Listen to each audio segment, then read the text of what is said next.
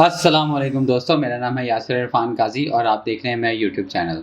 दोस्तों, विंडो 10 और 11 के टिप्स एंड ट्रिक्स की सीरीज़ के एक और वीडियो के साथ मैं हाजिर हूँ।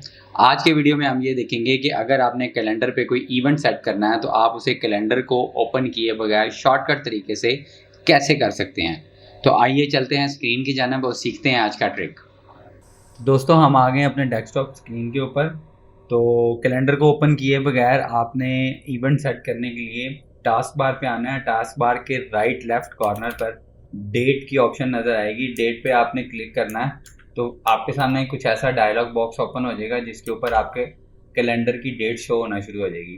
तो यहाँ पे आपने इवेंट का नाम सेट करना है।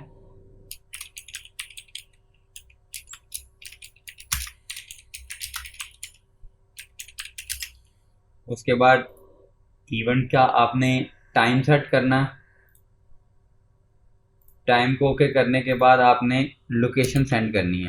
तो सबसे पहले आपने इवेंट का नाम सेट कर लिया, उसके बाद डेट सेट कर ली और उसके बाद आपने लोकेशन दे दी। आप जैसे ही इसको सेव करेंगे तो ये आपके डेट वाले सेक्शन के ऊपर टास्क के नाम से, रिमाइंडर के नाम से शो होना शुरू हो जाएगा। ठीक हो गया। अगर आपको इसको मज़ीद कोई एडिट करना है तो आप इसके ऊपर जब क्लिक करेंगे तो कैलेंडर में जाए बगैर वो आपका सिर्फ टास्क या इवेंट जो है वो आपका ओपन कर देगा।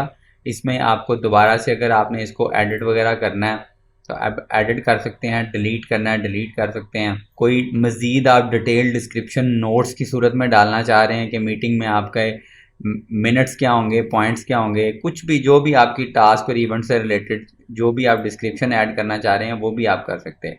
तो आई होप कि आज का वीडियो भी आपको पसंद आया होगा। अगर आज के वीडियो ने आपकी नॉलेज में वैल्यू एडिशन किया है तो काइंडली चैनल को सब्सक्राइब ज़रूर कीजिएगा। Thank you so much.